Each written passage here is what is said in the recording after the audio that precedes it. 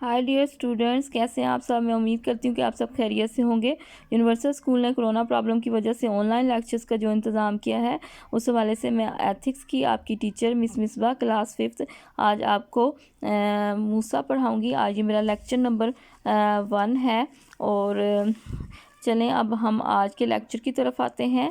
تو سب سے پہلے بچوں، آپ اپنی بک کا پیج نمبر 17 اوپن کریں۔ آج ہم سبق نمبر 5 موسیٰ پڑھیں گے۔ تو سب سے پہلے میں اس سبق کی آپ کو انٹروڈکشن دیتی ہوں، اس کی ڈیٹیل بتاتی ہوں کہ اس میں کیا ہے۔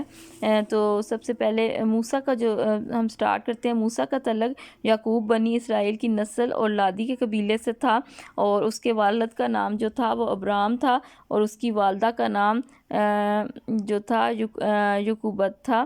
اس کی والدہ کا نام یعقوبت تھا، اور اس کی بڑی بہن کا نام مریم اور بھائی کا نام ہارون تھا۔ موسیٰ جو تھا مصر کے علاقے جوشن میں 1000 قبل مسیح پیدا ہوا تھا، اور اس وقت جو ہے ملک پہ فرعون کی حکومت تھی۔ تو فرعون جو تھا وہ ایک مصری بادشاہ تھا، اور جب اس نے دیکھا کہ بنی اسرائیل جو ہیں وہ طاقت میں بڑھ رہے ہیں، تو اس کو ڈر تھا کہ وہ حکومت نہ کرنے لگ پڑے، ان پر قابض نہ آ جائیں، تو انہوں نے اسرائیل پر طرح طرح کے مظالم کرنے شروع کر دیے۔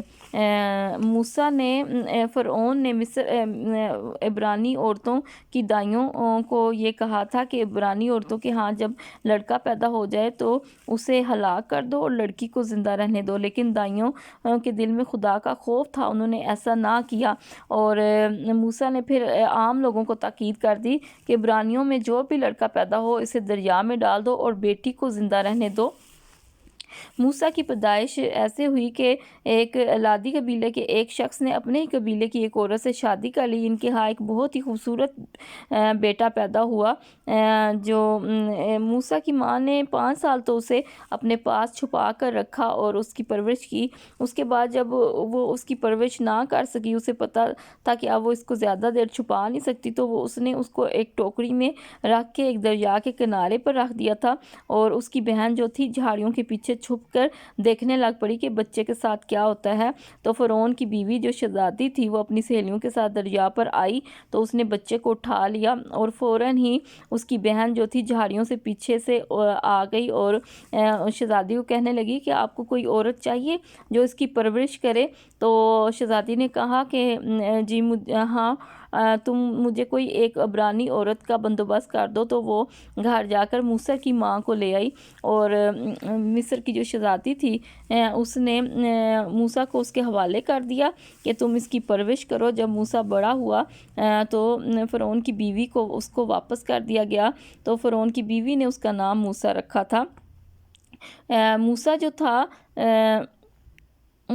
جو تھا اس کی جو پرورش تھی وہ مصری طرح سے ہوئی تھی۔ ایک دن ایک مصری اور ایک مصری جو ہے اس کے عبرانی بھائی کے ساتھ لڑ رہا تھا، تو اس نے مصری کو قتل کر دیا تھا۔ تو اس طرح بادشاہ نے موسیٰ کو مار ڈالنے کا حکم دیا، تو موسیٰ فرار ہو گیا، اور فرار ہو کر اس نے مدیان کے علاقے میں پناہ لی تھی۔ پھر اس نے وہاں پر مدیان میں یتورو کی بیٹی سفورہ سے شادی کر لی، اور اس کے ہاں ایک بیٹا پیدا ہوا جس کا نام جرسوم رکھا انہوں نے۔ پھر ایک دن وہ بکریاں چرا رہا تھا، تو ایک خدا کا ایک فرشتہ نازل ہوا، اور خدا نے موسیٰ کو کہا کہ اسرائیلیوں پر مصر والے بہت ظلم ستم کر رہے ہیں، تو میں چاہتا ہوں کہ وہ آزاد ہو جائیں، تو تم جا کے ان کو آزاد کر لاؤ۔ تو اس نے جو موسیٰ تھا وہ مصر کے بادشاہ کے پاس گیا اور خدا کا پیغام اس کو پہنچایا، تو مصر کے بادشاہ نے اسرائیلیوں کو آزاد نہ کیا۔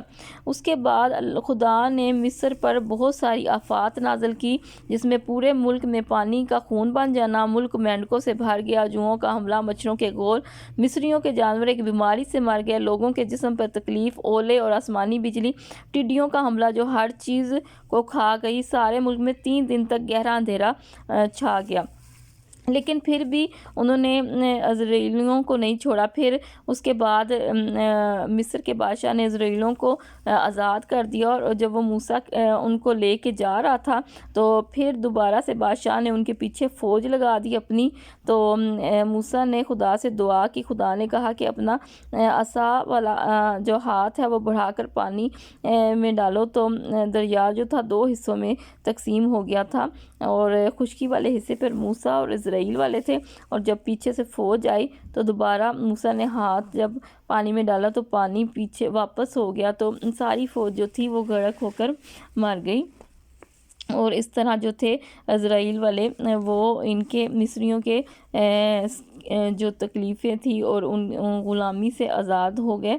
और मूसा जो था उसने 120 बरस उम्र पाई थी, और वो जब फ़ौत हुआ तो इज़राइलियों ने 30 दिन तक उसका मातम मनाया था। बच्चों, ये मूसा का चैप्टर था जो हमने आज पढ़ा है, और उसकी मैंने आपको इंट्रोडक्शन दिया है, तारुफ़ करवाया सारे सबक का। अब जो हमारा लेक्चर नंबर 2 होगा उसमें हम मूसा के सवाल जवाब करेंगे। गुड बाय बच्चों, अपना बहुत ज़्यादा ख्याल रखिएगा।